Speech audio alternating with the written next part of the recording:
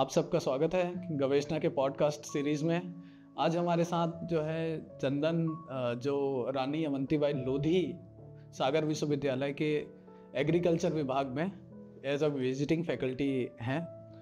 और आज मृदा दिवस के उपलक्ष्य पर हम लोग कुछ मृदा के बारे में बहुत सी बातें हम लोग समझना चाहेंगे। तो मैं आपका स्वागत करता हूँ। जी, धन्यवाद। सबसे पहला मेरे जहन में जो सवाल है जी कि मृदा का अर्थ क्या होता है। मृदा को अगर हम परिभाषित करना चाहें, मृदा का एक सामान्य अर्थ होता है और एक जो हम लोग पढ़ते लिखते हैं उसमें एक मृदा के बारे में जो हम लोगों को बताया जाता है, समझाया जाता है। जी। तो मृदा का मतलब क्या है और मृदा का आशय क्या है, उस बात को आप थोड़ा कुछ धन्यवाद दिनेश जी। देखिए, आपका सवाल जो है मृदा के जो परिभाषा के ऊपर ज़्यादातर है। तो मृदा की जो परिभाषा है वो डिपेंड करता है कि हम किस तरीके से परिभाषा देना चाहते हैं। एक तो मृदा की जो परिभाषा होती है दो तरीके से हमें पढ़ाया जाता है, स्टूडेंट को भी, और हम बताते हैं जानकारी में। एक तो हम उसको एफिडोलॉजी कहते हैं और एक पेडोलॉजी कहते हैं। तो दो तरीके से हम उसे डिफाइन करते हैं। एक तो हम कल्चरल तरीके से डिफाइन करते हैं कि मृदा वो चीज़ है जहाँ पे हम खेती करते हैं, हम रहते हैं, घर बनाते हैं, खेती करने के बाद में वहाँ से बहुत सारे जीव रहते हैं, जंतु रहते हैं। एक तरीका हो गया जिसको हम मृदा कह लेते हैं, जहाँ पे चलता है। दूसरा ये तरीका होता है क्या हम बताते हैं, जो कि हम ये कहते हैं कि एक प्रोसेस है, क्रिया है, पत्थरों का धीरे धीरे टूट के क्षय हो के एक जो पत्थर टूट के छोटे छोटे कण में जब बन जाते हैं तो उसे हम मृदा कहते हैं, है ना। तो ज़्यादातर आज के विषय के हिसाब से अगर हम देखें तो चर्चा में हमारा तो जो कल्चर एस्पेक्ट है ना, जो कि मृदा का जो परिभाषा होना चाहिए वो ये है कि जिसमें हम खेती करते हैं, जहाँ कल्चरल एक्टिविटीज़ होते हैं, कंस्ट्रक्शन होता है, आपके नाले कुएँ होते हैं, है ना, इसको हम मिट्टी कह देते हैं, है ना। जिसके अंदर बहुत सारे जीव जंतु रह रहे हैं, हम खुद रह रहे हैं, खेती कर रहे हैं, खा रहे हैं, पी रहे हैं, जहाँ पे हम ये सारे जो क्रियाएं जहाँ हम कर रहे हैं उसको हम एक तरीके से उसको भी एक मृदा कहते हैं। हाँ, ठीक है। तो इसमें एक और जो इसके उपरांत एक सवाल उठता है हमारे में जी, कि हम लोग देखते हैं कि अलग अलग क्षेत्रों में मृदा की एक जो विविधता हमको देखने की मिलती है। अलग अलग प्रकार के मृदा हमको देखने को मिलते हैं, कभी लाल, कभी रेतीली, कभी पीली, कुछ इस तरह के मृदाएं। और इसी तरह से हम देखते हैं कि मृदा की जो विविधता है जी, उसी के साथ उसमें उगने वाले जो वनस्पतियां हैं उनमें भी कई प्रकार की विविधताएं हमें देखने को मिलती हैं। जी। तो अगर हम समझना चाहें बहुत सामान्य अर्थों में जी कि मृदा और उसमें उग सकने वाली जो वनस्पतियां हैं उनके बीच के अंतर संबंधों को अगर हम समझ पाएं कि किस तरह की मृदा में किस तरह की वनस्पतियां ज़्यादा उगती हैं, तो एक अच्छी समझ बन सकेगी। दिनेश जी, आप कुल मिला के ये कह रहे हैं कि कुछ जैसे मिट्टी जो बना हुआ है तो उसके कलर वगैरह जो है अलग अलग जगहों पे अलग है ना। तो पहले हम इसको समझ लेते हैं कि जो मिट्टी की जो कलर है ना, जगहों जगहों पे ऐसा होता कैसे है। तो इसको हम फिजिकल कंडीशन के हिसाब देखते हैं। जब मिट्टी बनता है उस दौरान तो हम जानते हैं कि मिट्टी जो है, अभी हम थोड़ी देर पहले आपको बताया है कि ये पत्थर से बना हुआ है, ये जो पत्थर, और ये पत्थर आया कहाँ से है, तो वो बहुत बड़ी बातें हैं, है ना। लेकिन धरती हम समझ लें, नॉर्मली धरती को समझे तो धरती के एकदम सेंटर में जहाँ पे लावा, जिसको हम मैग्मा कहते हैं, वो एरप्ट होके जो ऊपर तरफ आता है तो वो धीरे धीरे लिक्विड फॉर्म में होता है, जो धीरे धीरे सॉलिड हो जाता है ना। और वो उसे हम पत्थर कहते हैं। और पत्थर बनना किसका है? बहुत सारे खनिजों का। और हर खनिज के अपने जो खनिज हैं उनके अपने कलर होते हैं। तो जिस मिट्टी में जो मिट्टी जिस पत्थर से बना होगा वो पत्थर उस पत्थर में किस खनिज की मात्रा ज़्यादा है उसके हिसाब से वो कलर आता है। जैसे मान लीजिए कि आयरन की खनिज वो पत्थर है जिसमें आयरन की मात्रा बहुत मात्रा में ज़्यादा मात्रा है, तो वहाँ से जो मिट्टी बनेगी वो ज़्यादातर आपको लाल कलर में दिखाई देगा। और वही हम लोग लोकल भाषा में कह लेते हैं कि भाई यहाँ पे पानी में आयरन ज़्यादा है। इसका मतलब उस मिट्टी के अंदर जब जाओगे आप तो जो वो मिट्टी बना हुआ है ना, उसका जो पेरेंट रॉक है जिससे वो बना है, जिस पत्थर से वो बना है, उसमें ज़्यादातर क्या था? आयरन था।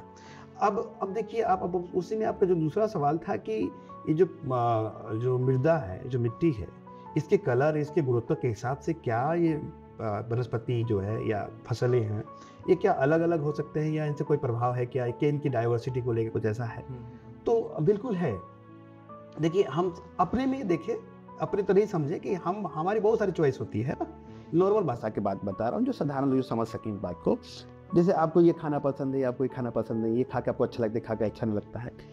प्लांट में भी, पौधों में भी इस तरह से है कि उनको ज़्यादा से ज़्यादा डेवलपमेंट करने के लिए उनको भी एक कोई चीज़ ज़्यादा ना हो, कोई चीज़ कम ना हो, इस तरीके से उन्हें मिनरल्स की भी आवश्यकताएं होती हैं, है ना। पानी की भी क्वालिटी चाहिए पड़ता है। वैसे हम देखते हैं आप फसल लगाए, अगर आप इंडिया के बारे में बात करें, मध्य प्रदेश में कुछ ऐसे फसलें हैं जो ज़्यादा मात्रा में पैदावार उनकी होती है, पर उसी चीज़ को अगर मैं असम में लगाना चाहूँ, बिहार में लगाऊँ, हो तो जाएगा, लेकिन उतनी पैदावार नहीं देगा उतनी लागत में, है ना। यानी कि वो किस पे डिपेंड करेगा, वो वहाँ के माइक्रो क्लाइमेट के ऊपर भी डिपेंड करता है, मैक्रो क्लाइमेट के ऊपर करता है, और विशेष खासकर वो मिट्टी पे डिपेंड करता है। यहाँ पर एक सवाल और खड़ा होता है कि क्या मृदा की जो डाइवर्सिटी है जी, मृदा के जो अलग अलग प्रकार की विविधताएं जो है रीजन्स में, अलग अलग रीजन्स में, तो क्या मृदा की गुणवत्ता को लेकर के कि कभी ऐसा हो सकता है क्या रेतीली मिट्टी ज़्यादा गुणवत्तापूर्ण होती है, या लाल मिट्टी ज़्यादा, या काली मिट्टी ज़्यादा? तो ये पौधों के विकास के संदर्भ में अगर इस चीज़ को देखें, हाँ, तो क्या इसको कहा नहीं है, होता है ना। जैसे कि अब वो आपके फसल पे डिपेंड कर रहा है कि आप कौन सा फसल लगा रहे हैं। जैसे कपास है, उसके लिए काली मिट्टी बहुत अच्छा है ना, उसके लिए जो चाहिए। और जैसे कि आप चाहेंगे कि आप धान लगाना है, तो धान वाले किस्म तो अब रेतीली ज़्यादा होगा तो उसमें पानी ठहरेगा ही नहीं, है ना, तो धान के हिसाब से वो अलग हो गया, है ना। क्ले मिट्टी चाहिए जहाँ पानी रह सके, जल्दी से नीचे पानी ना जाए, जम सके, पानी ऊपर बना रहे, इस तरीके से हाँ होता है, डिपेंड करता है। तो इस तरह से मतलब एक बात समझ में आती है कि अलग अलग तरीके के वनस्पतियों की खेती के लिए या उसके विकास के लिए अलग अलग तरह के मृदा के साथ साथ अन्य और भी क्लाइमेटिक फैक्टर्स भी हैं। ऐसा नहीं है कि मृदा आपका सही है तो सब कुछ सही हो जाएगा, लेकिन मृदा तो एक बेस है, हाँ, सपोर्टिव फैक्टर कह सकते हैं, बिल्कुल। तो इसके बाद जो जहन में सवाल उठता है जी कि मृदा एक तो प्रदूषण को लेकर के, सॉइल जो पॉल्यूशन को लेकर के आज एक बहुत बड़ा मुद्दा जो है दुनिया के सामने एक गंभीर चुनौती के रूप में उभरी है। तो मृदा प्रदूषण किन किन मुख्य कारणों से हो रहा है ना। और पहले तो मैं यही समझना चाहूँगा कि किन किन कारणों से हो रहा है और इसको कैसे हम लोग किस किस तरह के क्या ठीक करने के लिए क्या प्रयोजन किए जा सकते हैं। देखिए दिनेश जी, अब जो सवाल पूछ रहे हैं ये बहुत बेसिक और फंडामेंटल सवाल है, जो कि सबको जानना चाहिए और सबको पता भी है कि वो कौन से ऐसे कारण हैं जिसके वजह से मृदा जो है खराब होती जा रही है, डिग्रेडेड होते जा रहे हैं, सबके सब खराब होते जा रहे हैं। तो बेसिक बात अब देखिए, ज़्यादातर इसको हम दो तरीके से देखना चाहेंगे, व्यवहारिक तरीके से देखना चाहेंगे। इसमें आप जो खेती जो होती है ना, पहले जो खेती होना शुरू हुआ उसके साथ अब देखें धीरे धीरे जो लोग हैं अलग अलग तकनीक अपनाना शुरू किए, क्योंकि पॉपुलेशंस बढ़ता गया तो पेट बढ़ता गया तो उसके लिए भोजन जरूरी पड़ा। अब भोजन ज़्यादा पैदावार के लिए हमें मिट्टी में जो गुणवत्ता है उसको बढ़ाने पर तो वो हमें उसके लिए हम रासायनिक तरीके अपनाए, है ना, रासायनिक तरीके अपनाए और बहुत सारे और भी डेवलपमेंट किए अपन, जिसमें धीरे धीरे पैदावार बढ़ाने के लिए हमने ग्रीन रिवोल्यूशन शुरू करवाया था। आपको याद हो MS स्वामीनाथन जी हमारे यहाँ के ग्रीन रिवोल्यूशन के जनक माने जाते हैं इंडिया के। नहीं तो वो हाल ही फिलहाल कुछ दिन पहले ही वो भी हुए हैं, उनका देहांत भी हो गया। हाँ, तो वो ग्रीन रिवोल्यूशन कराने के पीछे क्या था, पेट भूख, है ना। और उसमें सबसे अधिक मृदा पे जोर दिया गया था किस लोकेशन में हम शुरू करें, बहुत लार्ज अमाउंट पे कल्टीवेशन, जिसे ग्रीन रिवोल्यूशन कहा गया, जिसमें मुख्यतः आपके धान गेहूं की ज़्यादा फसलें उगाई गई थी, जिनमें अच्छी ब्रीड्स और उसी वक्त ज़्यादातर केमिकल फर्टिलाइजर और पेस्टिसाइड का इस्तेमाल किया गया था। उस समय से जब प्रोडक्शन होना शुरू हुआ उस वक्त तत्कालीन सुविधा की गई थी पेट के भूख को मिटाने के लिए। उसके दुष्परिणाम उसमें क्या होने वाले थे, लॉन्ग टर्म में उसके इफेक्ट क्या होना था, उसकी उस वक्त जांच करना देखना संभव नहीं था। तो तब से लेकर आज तक वो चलता आया और वो मृदा में हमने क्या यूज़ किया, केमिकल फर्टिलाइजर इस्तेमाल करना शुरू किया। इससे क्या होता है, मृदा की कुछ भौतिक क्रियाएं उसकी बिगड़ जाती है, रासायनिक और भौतिक दोनों, यानी कि फिजिकल केमिकल प्रॉपर्टीज मृदा के दोनों बिगड़ जाते हैं। जैसे कैसे, पहले तो आप जान लीजिए कि सॉइल जो होती है, सॉइल की अपनी खुद की पानी होती है, मतलब सॉइल वाटर इसको कहते हैं। आप जो पानी डाल रहे हो वो तो पानी डाल दिए, लेकिन क्या वो पानी सॉइल के पास पहुंचा कि नहीं पहुंचा वो भी जान। आपको लगा कि मिट्टी भीग चुका है, मिट्टी भीगा है, इसका ये मतलब नहीं है कि वो पौधे को मिल ही जाएगा, है ना। उसमें होल्ड होने के लिए ये एक सॉइल के पार्टिकल, छोटे छोटे कण होते हैं, उस बीच में गैप होता है, उस गैप में पानी का पहुंचना बहुत अनिवार्य है। वहां पहुंचेगा तभी वो पानी किसके लिए उपलब्ध होगा, पौधों के लिए उपलब्ध होगा, नहीं तो वो उपलब्ध नहीं होगा। चाहे आप पानी देख वहां पर फ्लड ही करवा दे, नहीं तो नहीं जा पाएगा, जिसको हम कैपिलरी वाटर कहते हैं, है ना। धारण क्षमता है वो मृदा की। हाँ, वो कण कण के 2 3 4 10 कण के बीच में स्पेस होता है, उसमें वो भरा जाता है, वो पानी वहाँ होता है, और वहीं से जो रूट होती है, जड़ें होती हैं, वो अपने पानी को ले सकती है। बाकी जो पानी डालें उसको नहीं ले सकते, है ना। अब वो हमारे जो फर्टिलाइजर है आप यूज़ किए, है ना, जैसे आपने DAP यूज़ कर लिया, यूरिया यूज़ किया, ज़्यादा एक्सेसिव अमाउंट में, जितना नहीं उससे ज़्यादा यूज़ किया आपने, तो क्या हो जाता है कि वो उन कणों को, जो स्पेस है मिट्टी के अंदर, जो छोटे छोटे कणों के बीच में जो गैप बने हो, उस गैप में ही जाके बैठ जाते हैं और यूज़ नहीं होते हैं। तो अब उस गैप में जाके वो भर गए हैं, तो कोई एक चीज़ ऑलरेडी वहाँ पे है, उस जगह में पानी तो एंटर कर ही नहीं सकता, तो पानी देने के बावजूद भी वहाँ पानी की कमी हो जाती है। क्यों? क्योंकि वो सॉइल क्या हो गया, अब उसकी जो स्पेस थी, उस स्पेस में कोई और है, कौन है? अब आपको जो आपने जो DAP हो, चाहे कुछ अन्य केमिकल पदार्थ जो आप दिए, उसमें जाकर बैठ जाता है, सॉल्ट के फॉर्म में, नमक के फॉर्म में जाकर वहाँ बैठ जाता है, कॉम्प्लेक्सिटी बना देता है। वैसे आपके, अब सोचिए, आप जो केमिकल फर्टिलाइजर इस्तेमाल करते हैं खेतों में, जो बाहर से देते हैं, उसमें अपने ऐसा क्या ही देते हैं? कुछ नहीं देते हैं, आप वही देते हैं जो ऑलरेडी उस मिट्टी में है। लेकिन उस मिट्टी से जो पेड़ होते हैं वो निकाल नहीं पाते, क्योंकि जो मिनरल, जो खनिज, जो मिनरल उनको चाहिए है, पेड़ को चाहिए है, उसका एक फॉर्म होता है, उसका आयनिक फॉर्म कहते हैं, जैसे कि फॉस्फोरस हो गया, नाइट्रोजन हो गया। ये सीधे सीधे नाइट्रोजन N2 के फॉर्म में नहीं जा सकता, फॉस्फोरस के रूप में नहीं जा सकता, फॉस्फेट आयन के फॉर्म में जाएगा। तो जो रॉक्स होते हैं, जो मिट्टी होता है, उसमें नाइट्रोजन किसी कॉम्प्लेक्स फॉर्म में, किसी जटिल लवण की स्थिति में रहता है, जो कि वो पेड़ अपने जड़ से उसे सोख नहीं सकता, अपने अंदर उसको लेकर नहीं जा सकता। वो जो इतनी जटिल अवस्था में होता है कि जो पानी है, उस पानी में वो नमक तरीके घुल के वो आयन के फॉर्म में नहीं जा सकता, है ना। तो इसलिए उस प्लांट को मिल नहीं पाता है, उसको फिर कौन मिलवाता है? तो प्लांट कुछ अपने से करता है, और जो जमीन, जो मिट्टी में बहुत सारे सूक्ष्म जीव होते हैं, जिसको माइक्रो ऑर्गेनिज्म कहते हैं, फंजाई हो गया, बैक्टीरिया हो गया, निमेटोड्स हो गए, बहुत सारे ऐसे हैं जो दिन रात हमारे लिए काम करते हैं। वो मिट्टियों में से उनको मार के तोड़ अपने रिएक्शन से, उनको रिएक्शन करा के छोटे छोटे कण में करके फिर उसको उपलब्ध करवाते हैं पौधों के लिए। तो आपके रासायनिक इस्तेमाल की वजह से, जो रासायनिक आप जो खाद वगैरह इस्तेमाल कर रहे हैं, तो आप क्या कर रहे हैं, उसी चीज़ को उसी फॉर्म में बना के दे रहे हैं पौधे को, ताकि पौधे उसको ले लें।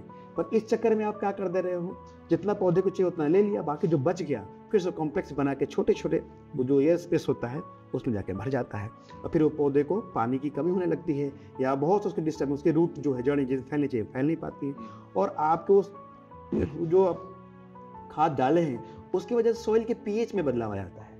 अब सॉइल के पीएच में बदलाव आया तो आपके साथ जो मिट्टी में आपके जो पेड़ के जो दोस्त हुआ करते हैं, दोस्त मतलब हम कहें तो माइक्रो ऑर्गेनिज्म, जो पेड़ के लिए लाभदायक जो होते हैं, उनको हानि पहुंचती है, क्षति होती है, उनकी संख्या में कमी आती है। जब उनकी संख्या में कमी आएगी तो आपके पौधों में कमी आएगी, पौधों की ग्रोथ में कमी आएगी। उसमें आपको क्या करना पड़ेगा, आप इनपुट डालते जाओगे, और भी आप DAP डालोगे, और भी आप डालोगे, ज़्यादा डालना पड़ेगा, क्योंकि अब वो अपना काम करना कम, उनकी संख्या कम हो गया, तो पौधे को अब रॉक्स के यानी मिट्टी के जो मिनरल्स वो नहीं मिल पा रहे, अब आपको देना है, तो आपकी लागत वगैरह सब बढ़ जाती है, और दिन पे दिन हर साल आपकी लागत उसमें बढ़ती जाती है। किसकी लागत बढ़ती है? केमिकल फर्टिलाइजर, क्योंकि एक बार जितना दे देते हो वो मिट्टी में, उसके नेक्स्ट टाइम उसे थोड़ी सी ज़्यादा करना पड़ेगा। करते करते अब इतना आ गया कि टॉन अप डालेंगे तब जाकर कहीं वो ले पाए। क्यों? क्योंकि बाकी से जितने सारे और बच जाते हैं वो यूज़ नहीं हो पाते, या तो क्या होंगे, मिट्टी जो बारिश होगी, बारिश से तो घुल के वो नीचे चले जाएंगे, नीचे इतने नीचे चले जाएंगे वो कि वो रूट से बहुत दूर चले जाएंगे। अब जाके वो कहाँ मिल जाएंगे? पानी मिल जाएंगे। अब पानी मिलेंगे तो आपने पंप चलाए, हैंड पंप हो या तो केमिकल के साथ में आप ले आए, अब उसको पी रहे हैं आप, भले कितना सबके पास तो वो RO का सुविधा तो नहीं है, बहुत सारा नॉर्मल पानी पियेंगे, ऐसे ही पी जाएंगे। आप पियेंगे तो क्या होगा? बीमारियाँ। अब बीमारियाँ, अब जो एमोनिया के फॉर्म में जो पानी आएगा, ऐसे हमारे बॉडी में जो एमोनिया बनता है उसको किडनी फिल्टर करके निकालता है। हमारे खुद की रासायनिक प्रक्रिया से खुद के बॉडी की जो मेटाबॉलिज्म है, इसी से एमोनिया हमारे बॉडी में बनता है। उसको एमोनिया फॉर्म में नहीं, उसको प्राप्त यूरिया फॉर्म में कन्वर्ट करके तुरंत हमें पेशाब करके बाहर निकालना होता है, वरना हम मर सकते हैं। किडनी वही काम करता है। और ऊपर से हमारी बॉडी की तो बनी रही है एमोनिया, हम पानी पी के भी एमोनिया दे रहे हैं। इससे किडनी फेलियर की संख्या आजकल देखो कितना बढ़ रहा है। बिल्कुल, हार्ट की बीमारियां हो रही हैं, कैंसर की बीमारी, बहुत सारी बीमारियां चलनी शुरू हो चुकी हैं। तो इस तरीके से हम अपने पेट को भरने के लिए, है ना, अच्छा पेट तो भर रहे हैं, साथ साथ हमें ज़्यादा इनकम भी करना होता है, तो हम दे रहे हैं, हम समझ नहीं पा रहे हैं, है ना। तो मिट्टी को देखो, हमारे संस्कृतियों के हिसाब से भी देखिए, हम मिट्टी को हमेशा माँ कहते आए हैं, तो बड़े बचा कर रखने की कोशिश करते हैं, है ना। लेकिन अब काफ़ी चेंजेस हुए हैं, इतने बदलाव हुए हैं, क्लाइमेटिक चेंजेस हुए हैं, और संख्या इतना तीव्र गति से बढ़ा हुआ है, इनको भोजन पूरा पहुंचाने के लिए हम मिट्टी का सहारा ले रहे हैं, और उसमें हम जो मन वो डाल रहे हैं। ये एक तरीका हो गया, जो आपको बहुत बहुत बड़ा तरीका है, जो एग्रीकल्चर प्रैक्टिस की वजह से होता है ये। दूसरा हो गया कंस्ट्रक्शन। आप कंस्ट्रक्शन कर दे रहे हो, है ना, रोड कंस्ट्रक्शन कर रहे हो। अब रोड कंस्ट्रक्शन करते हो तो मिट्टी नीचे दब चुका, अब वो बारिश होगा, बारिश होने के बाद में वो पानी जाना था कहाँ, उसी मिट्टी में, उसी नीचे सब जाना था, लेकिन वो उस मिट्टी के नहीं जाती, ऊपर क्या है, कॉन्क्रीटेड है। अब वो अंदर से पानी जा ही नहीं सकेगा, और पानी वो बह जाएगा, तो नीचे जो पानी में जो ग्राउंड वाटर चाहिए उसकी कमी हो जाएगी, कैपिलरी वाटर की भी कमी हो जाएगी। इस तरीके से वो मिट्टी धीरे धीरे किस फॉर्म में चले जाएगा, अब बंजर फॉर्म में जाना शुरू हो जाएगा, बंजर तरीके से होने लगेगा। ये रोड कंस्ट्रक्शन हो गया। अब आप बिल्डिंग्स वगैरह, लोग बढ़ रहे हैं, सबको कॉलोनी चाहिए, सब कॉलोनी में रहना पसंद कर रहे हैं, है ना, तो क्या कर रहे हैं, चीज़ों को साफ कर रहे हैं, वहाँ के मिट्टी को हटा रहे हैं, वहाँ के पेड़ों को हटा रहे हैं। अब वहाँ के पेड़ हटा दिए, अब अपना पेड़ वहाँ लगा दें, उससे कई गुना ज़्यादा पेड़ लगा सकते हैं। जितना वहाँ पे पहले से पेड़ था, उससे अब कई गुना ज़्यादा पेड़ लगा सकते हैं वहाँ पे, बहुत ज़्यादा लगा, और पूरा लेस ग्रीन कॉलोनी बना देंगे। लेकिन आपको लगता है कि आपने बहुत अच्छा किया, आपने एनवायरनमेंट भी बचा लिया और आपने कॉलोनी बना लिया, लेकिन आप ये भूल गए कि बहुत पहले से जो वहाँ पेड़ रहे हैं वो उस हिसाब से वहाँ जचे हुए थे, और मिट्टी को वो पकड़ के रखे थे अपने जड़ों के हिसाब से। आपने उसको डिस्टर्ब किया, अब वो लैंड जो धीरे धीरे एरोड हो जाएंगे, वो मिट्टी की जो ऊपर की जो परत होती है, टॉप सॉइल जिसको कहते हैं, जहाँ सबसे अधिक जीव पाए जाएंगे। ऐसा नहीं है कि आप मिट्टी के अंदर खोदते जाएंगे पूरा जीव बहुत पाए जाएंगे, नहीं, टॉप सॉइल में ही सारा जीव रहता है। पेड़ भी वही रहते हैं, केचुए भी वही रहते हैं, जो जमीन में रहने वाले जो कीड़े मकोड़े वो वही रहते हैं, टॉप सॉइल में ही रहते हैं। माइक्रो ऑर्गेनिज्म को मैंने पहले कहा था आपको, जो पेड़ों के लिए, फसलों के लिए लाभदायक है, जो हमारे मित्र हैं एक तरीके से, उनके घर जो रहने का टॉप सॉइल में होता है, और आपने उस टॉप सॉइल को कुछ ने बचा कर रखा था, वहाँ के जो लोकल वैरायटी प्लांट कहते हैं वो आपने वो तो हटा दिया, आपने अपने एक्जोटिक वैरायटी लगा दिए, तो वो सॉइल को नहीं देखेगा, सॉइल से कितना वो ज़्यादा उससे न्यूट्रिशन उल्टा अपने अंदर लेके भर लेगा, और वहाँ के जो नेचुरल जो इकोसिस्टम है उसको भी डिस्टर्ब कर देगा। इस तरीके से जो मिट्टी में जो गुणवत्ता जो होनी चाहिए थी, वो जो पेड़ है जो आपने कहीं और से लगाया वहाँ का नहीं है, तो वो उसको ज़्यादातर यूटिलाइज करेगा, या उसको वहाँ के माइक्रो ऑर्गेनिज्म जो उन पेड़ों के साथ रह के जीते थे सिम्बायोटिक एसोसिएशन के हिसाब से, अब उनके साथ नहीं रह पाएंगे, वो मारे जाएंगे वहाँ के। और आने वाले समय में वही आपकी मृदा को सही रखते रहते, खराब चीज़ होने से खराब को ख़त्म कर देते हैं, अच्छे को बचा कर रखते हैं। ऐसा नहीं है, देखिए केमिकल पेस्टिसाइड कब से यूज हो रहा है, पेस्टिसाइड है ना, खाद वगैरह कब से यूज हो रहा है, लेकिन सॉइल में जो वो माइक्रो ऑर्गेनिज्म है ना, कुछ ऐसे भी माइक्रो बैक्टीरियाज हैं जो आपके जो टॉक्सिक सब्सटेंसेस जो आप मिट्टी में छिड़क देते हो, उसको तोड़ के उसको नॉर्मल फॉर्म में कन्वर्ट करते हैं, माने पॉइजन से और उसको अनपॉइजन कर देते हैं, जो जहरीले को तोड़ के उसको निष्क्रिय कर देते हैं। लेकिन धीरे धीरे उनकी संख्या अब कम होती गई है। क्यों? क्योंकि वो जिन पेड़ों के साथ में मजे से रह पा रहे थे सिम्बायोटिक एसोसिएशन में, अब उनको तो आपने हटा दिया है, उनकी संख्या वहाँ से भी कम हो गया। आपने अपने वाले पेड़ लगा दिए, उनके साथ वाले जो बैक्टीरिया वो इस काम में नहीं आता, क्योंकि उसको पता है कि ज़मीन में क्या ही टॉक्सिक मटेरियल आ रहा था, मुझे उसके कैसे उसको तोड़ना है। धीरे धीरे वहाँ परिवर्तन हुआ, और परिवर्तन जो होता है बहुत समय में होता है। ऐसा नहीं कि आज हुआ परिवर्तन और सब कुछ मिलियंस ऑफ ईयर में परिवर्तन होता है, सब चीज़ें है ना। तो इस सब चीज़ों को हम डिस्टर्ब करें, इस तरीके से हम मिट्टी की ऐसी मतलब उसकी दुर्दशा करते हुए जा रहे हैं। अब यहाँ पर मतलब 2-3 एक जो मिथ होता है कि हम बहुत ज़्यादा केमिकल और पेस्टिसाइड्स जब यूज़ करते हैं तो उसके बाद जब हम प्लांट्स को पानी देते हैं तो वो पानी जो है प्लांट को उपलब्ध ही नहीं हो पाता, जी इस वजह से प्लांट की ग्रोथ जो Growth, है हाँ। और उसका जो डेवलपमेंट है वो बहुत गहरे स्तर से प्रभावित होता बिल्कुल है। होता है प्रभावित। दूसरी जो बातें हैं, पेस्टिसाइड्स डालने से ये एक बहुत बड़ा नुकसान ये होता है कि जो उसमें जो माइक्रो ऑर्गेनिज्म जो फंक्शन कर रहे हैं, जी जो जटिल जो रासायनिक तत्व हैं उनको तोड़ करके सरल रासायनिक तत्वों में बदल रहे हैं। और वो प्लांट उन सरल रासायनिक तत्वों को ही एब्जॉर्ब ले कर करके सकते हैं। अपने ग्रोथ और डेवलपमेंट में यूटिलाइज कर रहे बिल्कुल, हैं, उपयोग बिल्कुल। कर रहे हैं। जी अब ये जो पूरी एक जो बायोलॉजिकल हेल्थ को हम लोग देखते हैं, जी। पृथ्वी को एक जो लिविंग प्लैनेट की जो दर्जा दी गई है, बिल्कुल। एक जीवित एक जो प्राणी के रूप में बिल्कुल दिखाया गया। रिकॉग्नाइज किया गया है, जी तो इसका भी अपना एक हेल्थ है, बायोलॉजिकल हेल्थ है, बिल्कुल जो हमारा अर्थ है उसका। हम्म, इसमें हम देखते हैं कि सारे वनस्पतियां एक दूसरे से कहीं ना कहीं इंटरकनेक्टेड होते हैं। बिल्कुल है। आजकल कई लोग उसको माइसीलियम जो वर्ड यूज कर रहे हैं, माइसेल भी फंगस के लिए इस्तेमाल हाँ। होता है। फंगस का जो फैलने का जो होता है, एक थ्रेड लाइक स्ट्रक्चर होते हैं उनके, जी काय की आकार होता है उनका, उसको माइसीलियम कहते हैं। जो फैलता शायद है। कनेक्ट करके रखती हैं वो plants कनेक्ट को, करते है हैं, ना? कनेक्ट एक Connect प्लांट को दूसरे करके प्लांट से, रखते हैं। इसको माइसेलियल नेटवर्क कनेक्शन कहा जाता है। जैसे कि हमारे पास इंटरनेट के कनेक्शंस हैं, हमारा इंटरनेट कनेक्शन हब होता है ना, इस तरीके से प्लांट के भी अपने भी कनेक्शंस होते हैं। एक पेड़ दूसरी पेड़ से कनेक्ट होता है, रूट के माध्यम से तो होता ही है, साथ ही साथ फंगस होते हैं जो कि अपने माइसीलियम से उनको और इनको कनेक्ट करते हैं। इनमें आने वाली बीमारी को ये पहले ही यहाँ से इन्फॉर्मेशन इस पेड़ को बता देता है, तो ये पेड़ इनसे बीमारी यहाँ पे पहुँचने से पहले अपने में जो प्रतिरोधक क्षमता डेवलप करना होता है वो कर लेते हैं। तो उसको भी हम बिगाड़ देते हैं। आपने अच्छा याद दिलवाई बात को, उसको भी हम अपने कंस्ट्रक्शन से इन सब चीज़ों से बिगाड़ देते हैं। तो इस तरह से देखते हैं कि जीवन में जो एक जो जीवित ग्रह के रूप में पृथ्वी को देखा जाता है, उसमें जी। चीजें किस तरह से एक दूसरे से जुड़ी हुई हैं और एक दूसरे के विकास को हमारे छोटी छोटी जो ऑर्गेनिज्म हैं जो जी। सॉइल के टॉप में जो रहते हैं, जी वो किस तरीके से सपोर्ट करते हैं, प्रभावित करते हैं।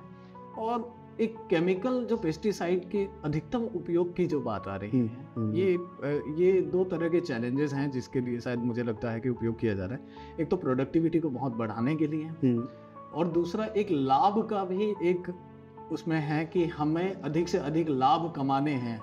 हमारी आर्थिक जो स्थिति है उसको यानी प्रोडक्टिविटी के द्वारा ही हम बेहतर बना सकते। तो एक जो कहीं ना कहीं संसाधनों और उसके अलावा सॉइल के पॉल्यूशन के लिए जो इंडस्ट्रियल वेस्ट वगैरह जो रिस्पॉन्सिबल हैं, है ना, और केमिकल पेस्टिसाइड्स तो है ही। एक जो जिस शहर से नदियाँ गुजरती हैं वहाँ पर देखी जाती हैं कि वहाँ के जो वेस्ट हैं, मटेरियल्स हैं, उसको नदियों में सामान्यतः जो है बिना फिल्टर किए प्रवाहित कर दी जाती हैं। तो उससे एक तरह की सॉइल जो पॉल्यूशंस होते हैं जी, और तो उससे एक बहुत कई बार जिस अन्य शहरों से जब वो नदियाँ गुजरती हैं और वहाँ पर उस प्लांट वाटर को जिस तरीके से इस्तेमाल किया जाता है, तो वहाँ पर एक गंभीरतम स्थितियाँ बन जाती हैं और कई सारी गंभीरतम बीमारियों का जन्म भी हो सकता है। हो सकता है, नहीं होता है, होता है। तो इस तरह से देखते हैं कि ये जो पूरी की पूरी एज अ लिविंग प्लैनेट के रूप में, अगर हमें पृथ्वी की अगर बायोलॉजिकल हेल्थ को फिर से रिवाइटलाइज करना है, हमें पुनर्जीवित अगर करना है, तो क्या ऐसे प्रयास किए जाने चाहिए? क्या ऐसे प्रयोजन सरकार के द्वारा या हम आम लोगों के द्वारा जो कृषि या एग्रीकल्चर फील्ड से जुड़े हुए हैं या कंस्ट्रक्शन फील्ड से जुड़े हुए हैं, इस पृथ्वी में रहने वाले प्रत्येक जीव के प्रति के लिए एक उत्तरदायित्व बोध तो बनता ही है। तो क्या ऐसे प्रयोजन या उपक्रम हम लोग कर सकते हैं जिससे इससे हम फिर से एक ऐसे लिविंग प्लैनेट के रूप में रिवाइटलाइज कर सकें? देखिए दिनेश जी, आप जो कह रहे हैं इसमें आप देखिए, आप जैसे कि एक चीज़ मैं बताना चाहूँगा इसमें, आप जो सवाल पूछे हैं उसमें कि जितने सारे शहरों से जो पानियाँ वगैरह जो जाती हैं, बड़े बड़े शहरों वाली जो कहानी है, उसमें जो वेस्टेज में आप देखिएगा निरमा, साबुन, डिटर्जेंट, इनके कंटेंट होते हैं उसमें ज़्यादातर, और बाकी अवशेष होती ही। तो निरमा और डिटर्जेंट को आप देखेंगे तो फॉस्फोरस, पोटेशियम्स, सोडियम्स यही चीज़ होती है उसमें। और फॉस्फोरस जो है, और भी उसमें बहुत सारे ऐसे तत्व हो सकते हैं, वो पानी के माध्यम से वो चले जाते हैं और वो पानी फिर नदियों में जाते हैं, नदियों से फिर खेत में आते हैं, सिंचाई के माध्यम से खेत में आते हैं। जो आप अपने घर से फेंकते हो, आपको लग रहा है कि मैंने घर से उसको फेंक दिया, गया वो गया नहीं, बल्कि उल्टा आप खा रहे हो।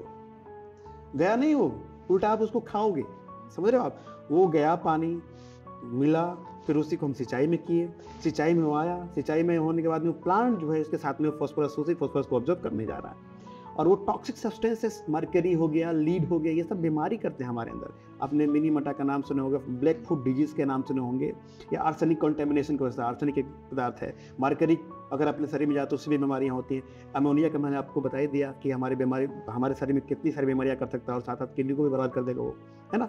इस तरह की बीमारियाँ होने शुरू हो जाती हैं, और आप सब चीज़ों को खाते हैं इस तरीके से, ठीक है ना। कैसे? यही गया और मिला और हमने सिंचाई का यूज़ किया, अनट्रीटेड हुआ तो, है ना। और इस तरह के सॉइल को फिर कैसे प्रभावित करेगा? हमें तो कर दिया, लेकिन धीरे धीरे सिंचाई करते गए तो उसकी जो मात्रा है धीरे धीरे उस मिट्टी में बढ़ते गया। और जब उस चक्कर में जो अब मिट्टी के जो फिजिकल कंडीशंस है, केमिकल रासायनिक जो गुण हैं उनके, वो सब बिगड़ने लगते हैं। जैसे कि फिजिकल प्रॉपर्टीज में अगर आप देखें तो पीएच वगैरह हो गया, हमने सॉइल बल्क डेंसिटी हो गया, सॉइल पोरोसिटी हो गया, सॉइल वाटर हो गया, इन सब पे प्रभाव करते हैं। और इनका जो प्रभाव पड़ता है, ये सब में बदलाव होता है, तो उनमें रहने वाले जो सूक्ष्म जीव हैं, जो हमारे पौधों को सही कर रहे थे या उसमें टॉक्सिक मटेरियल को ख़त्म कर रहे थे, उन पे भी प्रभाव होता है, उनके संख्या में कमी होती है ना। इस तरीके से मिट्टी इस तरीके से ही प्रदूषित होता है ना। और जबकि हम खा रहे हैं कहाँ से सब चीज़ें, कहाँ से उपदान जितना उत्पादन हम करते हैं सब मिट्टियों से करते हैं, है ना। इस तरह से हम बर्बाद कर रहे हैं, मतलब हम जो है हर तरीके से मिट्टी को बर्बाद करने लगे हैं। अब देखिएगा, इसको लेके सस्टेनेबल डेवलपमेंट को कंसिडर करके देखिए, यूएन को देखिए। हमारे कभी हाल फिलहाल के एक बहुत चर्चित एक गुरु हैं, है ना, आप जो देखे होंगे जानते हैं, सदगुरु जी को आप जानते होंगे। सेव सॉइल का एक मुहिम चलाए थे, save our soil for the next generation का बढ़िया एक मुहिम चलाए थे। पूरे वो शहरों में अपनी बाइक लेके घूमा करते थे, और शहर अपने इंडिया में भी और विदेश में भी गए वो इसी मुद्दा को लेके, सेव आवर सॉइल। और उसको उस पर जो रिलीजियस एस्पेक्ट हो सकते हैं, जो उस तरह से लोग समझ सकते हो, उस पॉइंट ऑफ व्यू से भी उन्होंने बताने की कोशिश किया। अब रहा बात की लोगों को समझने का, लोग कैसे समझेंगे और कैसे उसको रिवाइटलाइज करेंगे, जो आप बता रहे हैं, कैसे उसको रिक्लेमिक करेंगे, जैसे पहले था फिर वापस उस तरह से बनाए तो कैसे बनाए, है ना। तो देखिए, आप ये समझिए कि ज़्यादातर खेती का उपयोग कौन कर रहा है? किसान। और जो कुछ बहुत बच जाए, किसानों से छीन छना के कॉलोनी बन जाएगी, है ना। ये इस तरह से हो सकती है, या रोड का कंस्ट्रक्शन हो जाएगा, 4 वे होगा, 5 वे, दुनिया भर का वे लगा के करना है ना। डेवलपमेंट भी तो करना है, अपन को भी देखना है। तो किसान जब यूज कर रहे हैं, तो किसान में बहुत सारे लोग, हम ये नहीं कह रहे कि अनपढ़ होते हैं, पढ़े लिखे होते हैं, लेकिन इसका इस्तेमाल कैसे करना है उनको जानना बहुत जरूरी है ना। इसके लिए भारत सरकार भी, मध्य प्रदेश सरकार भी, बहुत सारी सरकार द्वारा बहुत सारे योजनाएं बना के सॉइल मिट्टी जांच केंद्र बनाए गए कि आप अपनी मिट्टी को जांच कराएं, और जांच कराने के बाद देखिए जिस चीज़ की कमी है आप उसी को डालिए, और वहाँ से जब जांच कराएंगे तो लिख देते हैं कि आपके इतने एकड़ में किसकी कमी है, तो आप कितना किलो कितना क्विंटल आप मिट्टी में डालें तो सही रहेगा। तो आप वो जांच कराएं फिर कीजिए, तो जांच कराना पड़ेगा, जाना पड़ेगा, और उस केंद्र में सक्रिय लोग भी हो जो सचमुच में करके दें। कुछ लोग ऐसे भी होते हैं जो ऑलरेडी उनके पास रिकॉर्ड डेटा रहता है, उसी से वो वैल्यू बैठा के दे देते हैं। वो क्या इस तरह की कोई सरकार द्वारा कोई मॉनिटरिंग एजेंसी है या बनी हुई एजेंसी है? केवीके है, कृषि विज्ञान केंद्र है, हर एक डिस्ट्रिक्ट में खोले गए हैं। मध्य प्रदेश सरकार में तो मैं देखा हूँ खुला हुआ, हर केंद्र हर एक डिस्ट्रिक्ट में खुला हुआ है। और अभी आप यही देख सकते हैं, अपने सागर में भी केंद्र है सॉइल जांच का। आप जाइए वहाँ दीजिए सैंपल, फ्री ऑफ कॉस्ट होता है, या खूब से खूब मिनिमम चार्ज में 10 रुपये 20 रुपये में हो जा रहा है, आपका सॉइल जांच हो जाता है ना। तो आप करिए, जानिए, इस बारे में पढ़िए लिखिए। और इसके इसी क्रम में मैंने देखा, इसी अपने जो मध्य प्रदेश सरकार द्वारा बहुत बढ़िया हर एक कॉलेज में एग्रीकल्चर को जोड़ा गया है। बच्चे एग्रीकल्चर को ज़्यादा पढ़ें, क्योंकि देखिए संसार बहुत तीव्र गति से बदल रहा है, टेक्नोलॉजी बहुत फास्ट बदल रहा है, हर एक चीज़ में रोबोट आ गया है, आप चैट जीपीटी जाए, हर चीज़ इन्फॉर्मेशन आपको मिल रहा है। लेकिन आपको पेट की चाहिए, आपके पेट के लिए चाहिए भोजन, और वो भोजन आएगा खेती से। और सारे लोग टेक्नोलॉजी की तरफ जा रहे हैं, खेती की तरफ कोई जा नहीं रहा है, जो पढ़े लिखे जो जाना चाहिए। अब धीरे धीरे लोग, लेकिन मैं देख रहा हूँ कि धीरे धीरे इसकी तरफ आ रहे हैं। और इसके लिए सबसे अच्छा मुहिम जो है मध्य प्रदेश सरकार ने किया है। 4 स्टेट यूनिवर्सिटी हाल ही फिलहाल में स्टेट यूनिवर्सिटी मध्य प्रदेश में स्टेब्लिश हुए हैं, और अब वो रनिंग में आ गए हैं। और कॉलेजेस में भी किए जाएंगे। और पहले से केवी के कृषि विज्ञान केंद्र हैं ही, और सेंट्रल एग्रीकल्चर यूनिवर्सिटी हैं ही। तो इस तरीके जब चलेगा, बच्चे पढ़ेंगे, और वो बच्चे जब खेती की तरफ रुख करेंगे, तो मिट्टी को कैसे बचाना है, कैसे नहीं बचाना है, वो आराम से कर लेंगे, उसको करना शुरू कर। जैसे मैं एक बहुत ही छोटी सी समस्या को हल्का सा पूछना चाहूँगा आपसे जी कि जैसे मैं एक किसान हूँ जी और मेरी एक छोटी सी खेत है 2-4 एकड़ की, जी और मैं कुछ पेस्टिसाइड जो मुझे लगता है उसके उत्पादन के लिए बेहतर है, मुझे लोग बताते हैं इधर जी से, जी जितना मुझे बताया जाता है मुझे लगता है कि उत्पादन अच्छे होने के लिए इतना डालना जरूरी है, मैं जी। डाल देता हूँ। हम्म। तो एक तो मैं जांच केंद्र में जा करके सॉइल टेस्ट कराऊं और जितनी मात्रा में है, जितना मात्रा में आपको डालना है उस खेत में, उसके हिसाब से डालें। बिल्कुल। दूसरे इसके अलावा क्या कोई ऑर्गेनिक ट्रीटमेंट मैं ऐसा कर सकता हूं जिससे पेस्टिसाइड का कम से कम मुझे इस्तेमाल करना पड़े? ये आप बहुत अच्छे बात कहे हैं। अभी आप देखिए दिनेश जी, हम सब जितने सारे साइंटिफिक बैकग्राउंड के हैं या सरकार को समझ लीजिए या जितने भी कंसर्न लोग हैं, पारंपरिक खेती, आप समझिए इस बात को, इसके तरफ रुख करना चाहते हैं। नेचुरल फार्मिंग कहते हैं, ऑर्गेनिक से भी अच्छा मैं मानता हूँ। ऑर्गेनिक और नेचुरल फार्मिंग बहुत ज़्यादा अंतर नहीं है, बहुत कम ही अंतर है, लेकिन आप नेचुरल फार्मिंग की तरफ जाइए। नेचुरल फार्मिंग में आप क्या कर सकते हैं, आपके जितने सारे लैंड वगैरह, जितने सारे अपने ज़मीन है, उस ज़मीन के ही आसपास जितने सारे, जैसे आपके पास ज़मीन है तो आपने गाय रखे होंगे, भैंस रखे होंगे, बहुत सारी चीज़ें ऐसे जानवर रखे होंगे, उनके अवशेष जितनी सारे निकलते हैं उनको आप उसको डिकम्पोज कीजिए, है ना, फिर उसको इस्तेमाल कीजिए। और बहुत सारे ऐसे तकनीक हैं, है ना, जो आप अपने आसपास के पेड़ों से, पेड़ हैं तो आप जानते हैं कि पेड़ों से ही ज़्यादातर दवाइयाँ हम बना कर अपने लिए यूज़ कर रहे हैं, तो भाई पेड़ों से तो हम उनके लिए भी दवाई बना सकते हैं, क्योंकि केमिकल तो केमिकल है उसके ऊपर, है ना। तो देखिए नीम वगैरह हो गया, धतूरे का पौधा हो गया, और ऐसे बहुत सारे ऐसे पौधे हैं, उनके इस्तेमाल करके बनाया जाता है।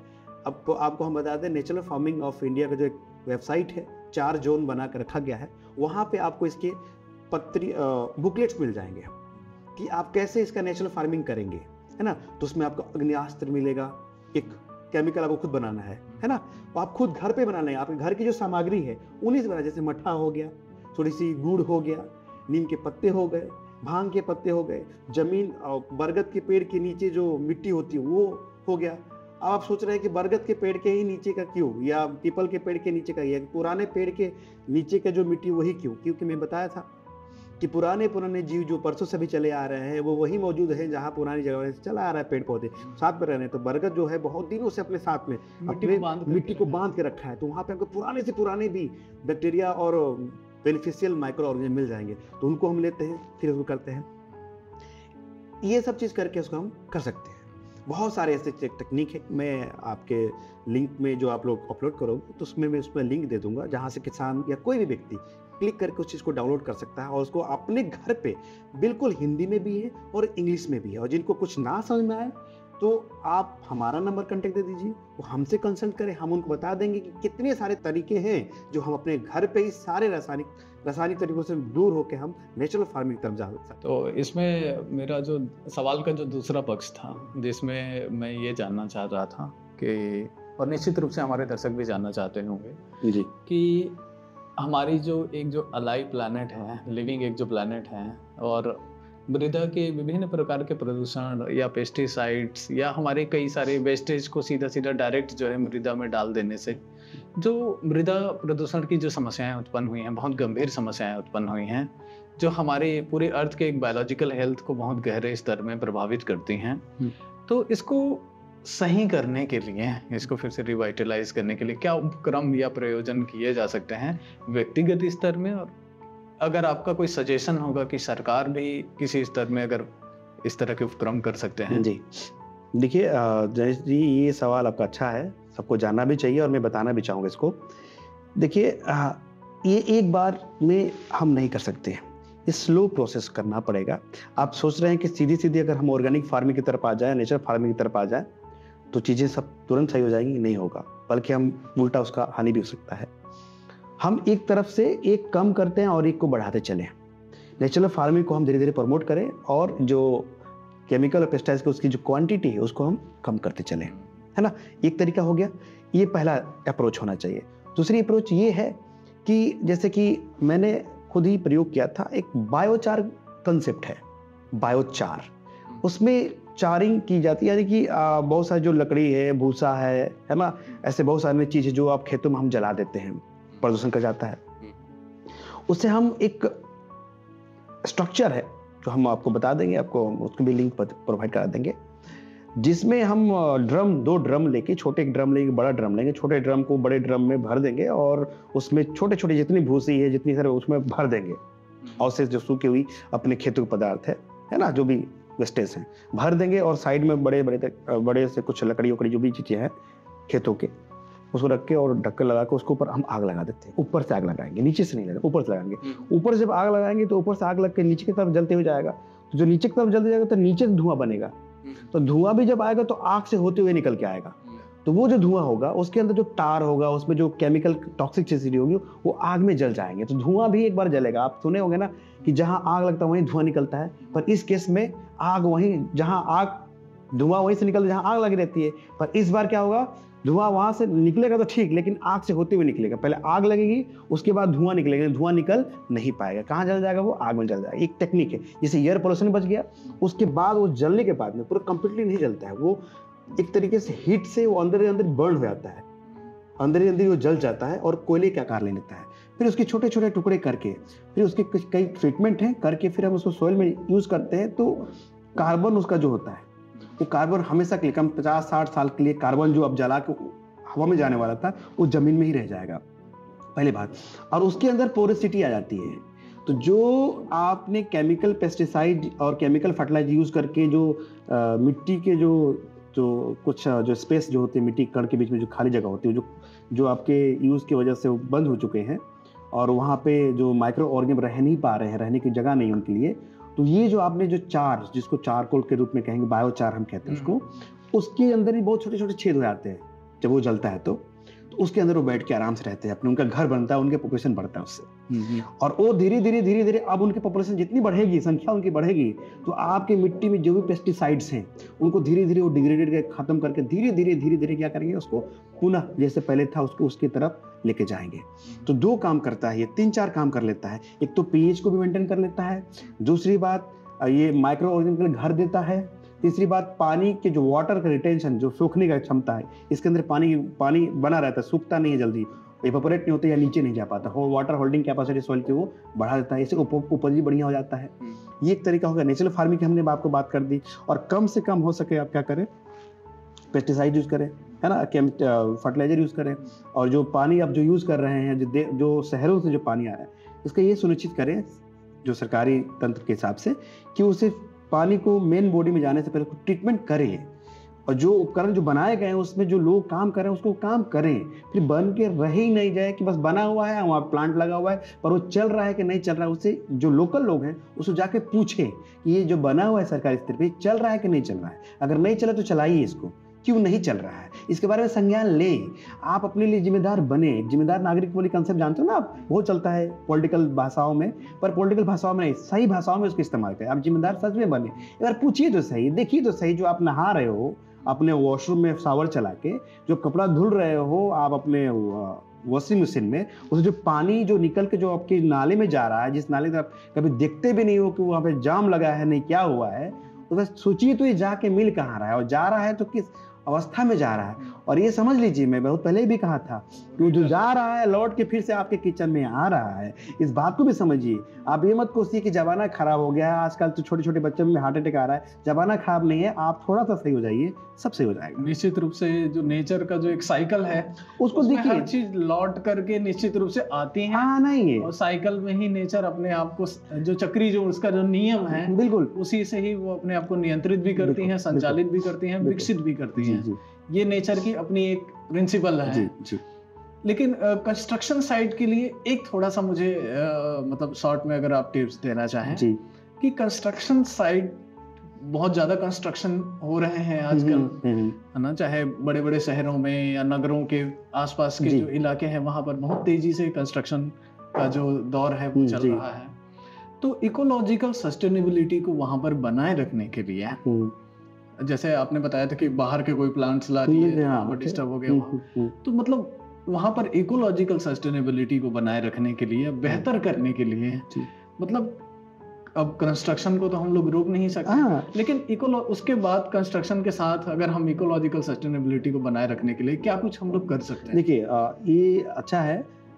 पहले तो ये बात देखिए कि आप जो घर बना रहे हैं तो बनाते समय आपके जो कूड़े कचरे वहाँ से निकलेंगे, जैसे कि सीमेंटेड डस्ट निकलेगा, रेत होंगे, रेत वहाँ पर नहीं था, रेत आ जाएगा, सीमेंट आ जाएगा। सीमेंट से क्या होता है, सीमेंट का जो पाउडर होता है क्या होता है, वो पानी के साथ मिल के जब वो बहता है, जहाँ तक वो बह के जाता है वहाँ तक सॉइल को कम्पैक्ट करता है, कंप्लीटली सील कर देता है, जमा देता है। अब वहाँ पे जो आप पेड़ लगाओगे या लगा था, वो धीरे धीरे वो मर जाएगा आने वाले समय में, है ना। तो लगाते समय इस बात का ख्याल रखें, या आप जो कंस्ट्रक्शन कर रहे हैं तो ध्यान दें कि जो आप पानी चला रहे हो, फेंक रहे हो, या तो आपका जो सीमेंट का जो पाउडर है, सुनिश्चित करें कि वो बहुत दूर तक बिखरे नहीं, कहीं एक ही जगह हो, और उसको आप बैग में भर लें या किसी भी बोरी में भर के उसको साइड में रखें, या झाड़ू लगा कर एक जगह करके वहाँ पानी पहले ही डाल के वहीं उसको फिक्स कर दिए, वो पानी के साथ मिल के जाने ना दें। पहली बात तो ये है। और कोशिश करें कि लोकल जो प्रजाति है पौधों का, आप उस एरिया का, उसी का ही कल्टीवेशन ज़्यादा आप करें, ताकि वहाँ के जो गुणवत्ता है बने। और आप ये ध्यान रखें कि जो कंक्रीट का मकान बना ठीक है, लेकिन आसपास में जो भी आप बना रहे हो, रास्ता हो गया, कॉलोनी के साथ बता रहा हूँ ये बातें, उसमें परफोरेशंस का ध्यान दिया जाए, गिप बनाया जाए, जहाँ मिट्टी में जो पानी हो वो मिट्टी तक जाए, वहाँ बंधा ना हो जाए कि एकदम पानी जा ही ना सके, है ना। परफोरेशन बहुत सारे टेक्नोलॉजी हो चुका है, डेवलप हो चुका है, जो कि कंक्रीशन भी तो हो जाता, टाइट हो जाता है, लेकिन पानी बरसते ही नीचे ऑटोमेटिक सूख लेता हो, ऐसे सब्सटेंसेस में बनाए जा चुके हैं। तो इन चीज़ों का ध्यान दिया जाए तो, और लोकल जो पौधे हैं उन पे ज़्यादा ध्यान दिया जाए, जो आपके यही के हैं, इसी लोकेलिटी के, तो अच्छा खासा उसका वो पड़ेगा। तो निश्चित रूप से बाहर के पौधे आप लगाएं, पौधों की डाइवर्सिटी को बढ़ाएं, लेकिन ये जरूर आग्रह होना चाहिए, सबसे आग्रह होना चाहिए, सारे जो कंस्ट्रक्टर हैं उन लोगों से एक आग्रह होना चाहिए कि वहाँ की जो लोकल जो प्लांट्स हैं जी, उसको बनाए रखना वहाँ की इकोलॉजिकल सस्टेनेबिलिटी के लिए कितना जरूरी है, कितना अहम है वो पौधे बहुत, और सॉइल को फर्टाइल बनाए रखने के लिए, उसकी गुणवत्ता को बनाए रखने के लिए वो बहुत जरूरी है। तो इसी के साथ मैं चाहूंगा कि हम लोग आज का जो हमारा जो परिचर्चा है वो इसको हम लोग वाइंड अप करें, और बहुत ही महत्वपूर्ण जानकारी आपने दी, और आप गवेषणा के इस मंच पर आए, इसके लिए आपका बहुत बहुत धन्यवाद। Thank you.